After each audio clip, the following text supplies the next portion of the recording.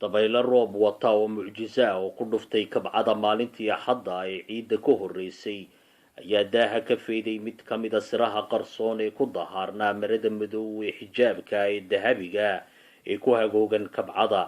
dabaysha ayaa daaha ka fayday jidaarada qadiimiga ee kabcada iyadoo si waadixa loo arkay albaab qardiya jiray oo talbiis lagu awday.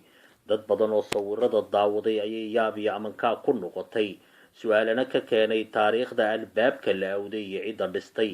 haddaba albaabkan ayaa la sheegay inuu dhisay cabdullaahi ibnu zubayr ibni cawaam 4 sanadii hijiriyada. markaas kadibna albaabkan la awday si kama dambaysa.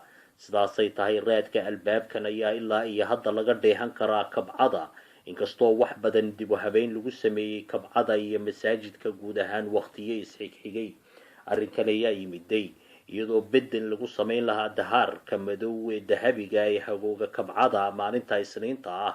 waxaana markaa korayay buurta carafo 2 milyan oo muslimiin ah si ay u gutaan waajibaadka weyn ee xajka. xujay fara badan oo Soomaaliya oo markaa iyagu taagnaa xajka ayay arrinkani si weyn ugu oohisay oo la yaabay.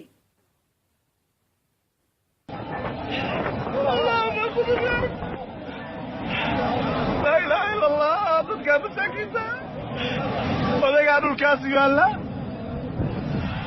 لا إله إلا الله